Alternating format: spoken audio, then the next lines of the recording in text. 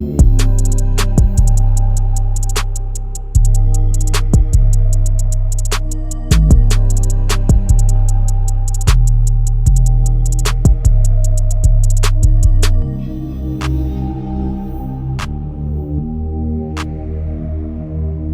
back to the Team to Beat Miami Heat podcast, your one-stop shop for daily Miami Heat content. My name is Amir.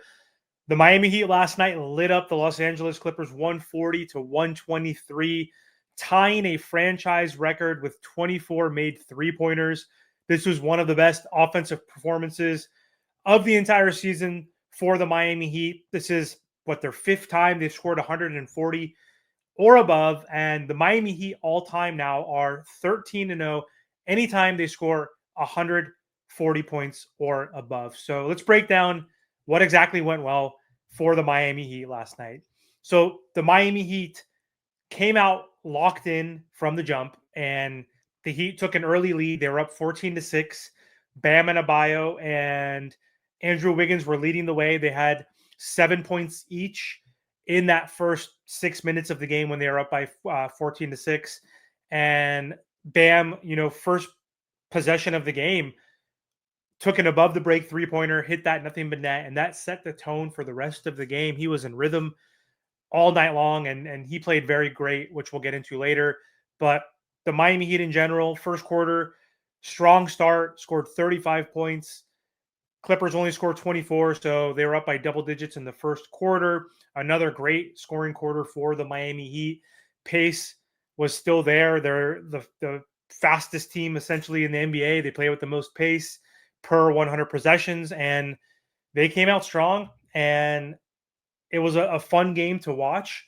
And the second quarter, the Miami Heat were off to a slower start. The Clippers came back a little bit, were chipping away until the Miami Heat hit the Clippers with one of the wildest runs of their entire season. The Miami Heat went on a 30-2 run that completely flipped the game on its head, and they were just putting up a barrage of threes. Everybody chipped in, from Tyler to Bam to Wiggins to Norm to Drew Smith. Everybody was hitting, and it was so fun to watch that avalanche. And then early in the third quarter, Miami stacked on a 12-0 burst. They were already up by 20 going into half, and they went on another 12-0 run, all from three-point range, including 2 threes from Bam Adebayo in just over 2 minutes in that quarter.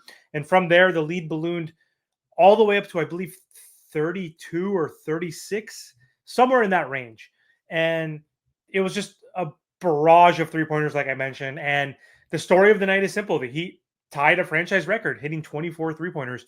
And they were 24 from 46 from deep, 52.2%, which is absolutely insane. Like, you're not going to lose a game in the NBA, no matter who you're playing. If you're shooting that red hot from three as a team collectively, like, you're winning that game at least 98% of the time. So everybody gone in on it. And again, this wasn't one guy just getting hot. This was a collective shooting clinic. The starting lineup for the Miami Heat played amazing. Spo went again with the small lineup, even though the Clippers are a pretty big team. I mean, Zubac is a big dude. They have John Collins in there, Kawhi, Harden. I think Dunn was starting, who's a great two-way player.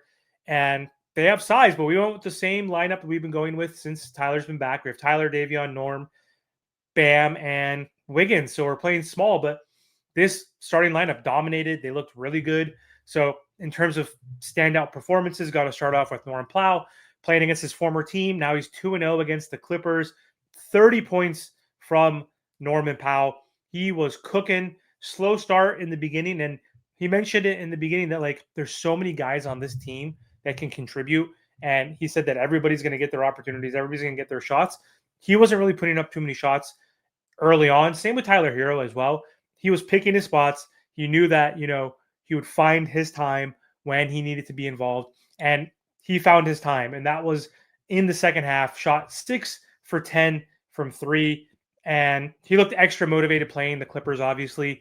And thank God for this trade. Thank you for coming to the Miami Heat. Like, I'm so happy the Clippers and Jazz gifted us Norman Powell for basically nothing. So Norman Powell, shout out to him, playing amazing last night. He also had 9 rebounds, which was amazing for him. 3 assists, 9 for 14. Or excuse me, that was Andrew Wiggins' stats. He had 30 points, 3 rebounds, 3 assists, 12 for 18 from the field. He had 1 block, 1 steal. He was spectacular. Bam Adebayo, I think, had one of his best games of the season. Bam had 27 points, 14 rebounds. He had 3 assists, 10 for 17 from the field, 5 for 8 from 3, which was a career high, hitting 5 3-pointers in a game. 2 blocks, 2 steals, only 1 turnover. Bam was ridiculous. And if we look at the plus minus for the starting lineup, oh my God. All ridiculous except for Tyler Herro for some reason. Not looking into that, but Powell's plus minus plus 33. Bam, 33. Wiggins, 32. Mitchell, 37. Herro, only 12. But either way, they all still played amazing. Bam was aggressive from the early first quarter on, and that set the tone for the Heat and for himself. This was, again, one of the best games that he's had offensively. Super aggressive. Love to see Bam confident, hitting those types of shots, the mid-range, using his athleticism and speed to get by Zubac for once, which was great. So can Bam turn into Splash Mountain? I know Splash Mountain didn't play last night, Brook Lopez, but hitting 5 threes, that was spectacular and something that we need moving forward.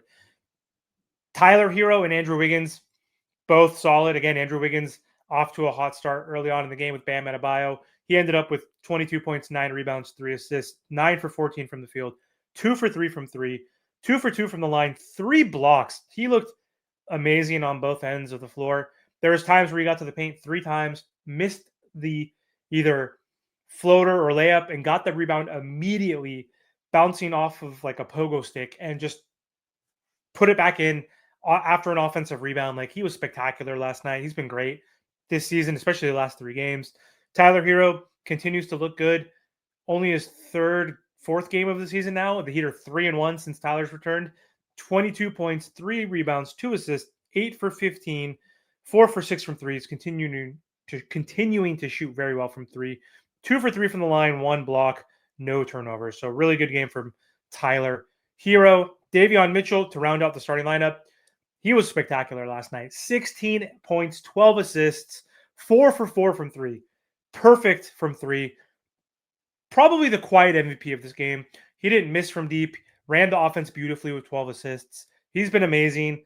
He also had 3 rebounds. He was 6 for 6 from the field, so he also made 2 of his layups.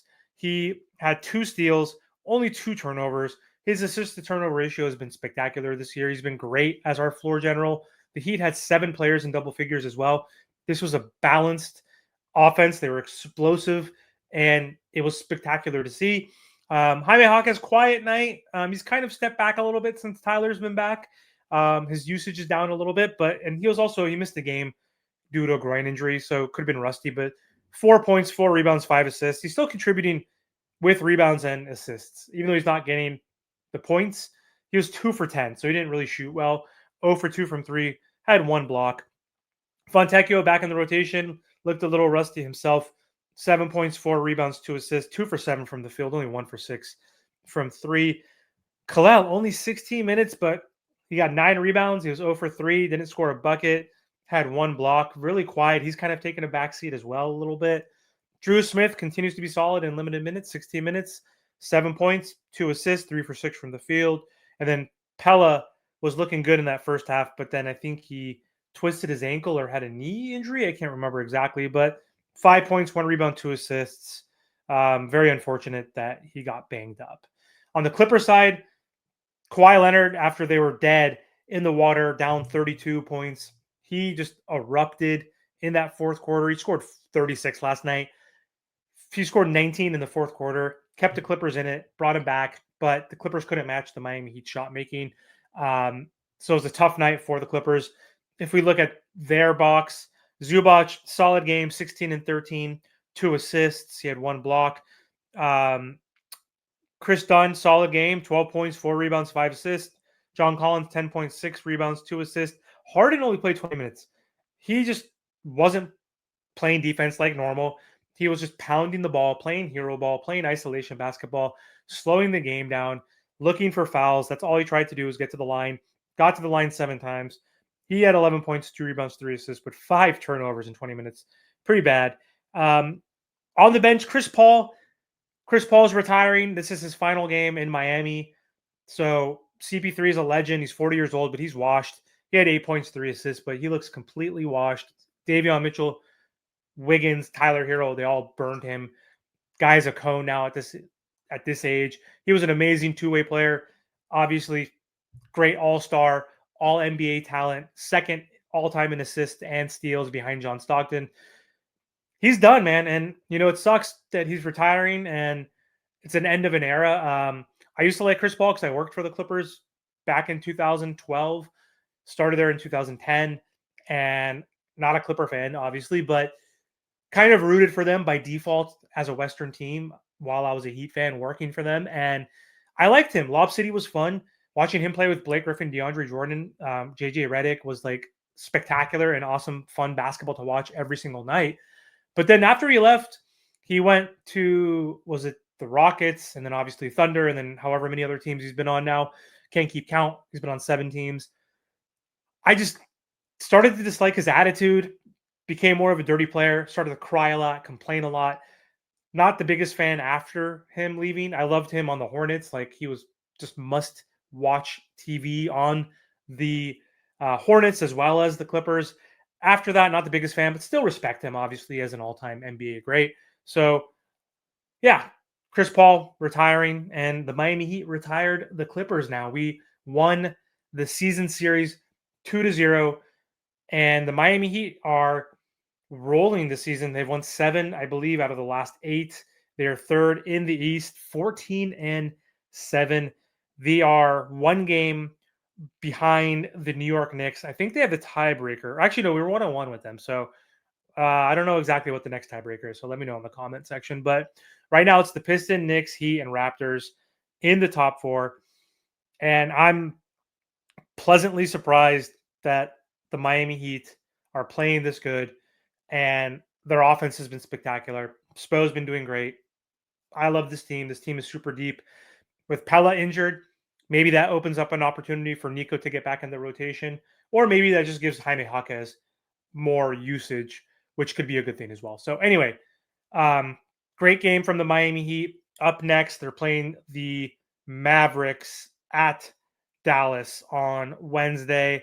That should be a victory for the Miami Heat. Then they play Friday against the Magic, which will be a test. And we lost to them in the opening game of the season in a very tough match. So we'll see what happens. But last night, the Miami Heat, their offense looked completely unfair. Spacing, movement, shooting, ball handling, everything clicked. And if they can continue to do this, what that means going forward is this was a statement if they can continue to do this. They're not going to shoot 52% and make 24 threes, but when they shoot at a high clip and rebound and play defense, they can be anybody in the NBA. And the spacing around Bam looks elite. Powell, Wiggins, Herro, all starting to find chemistry.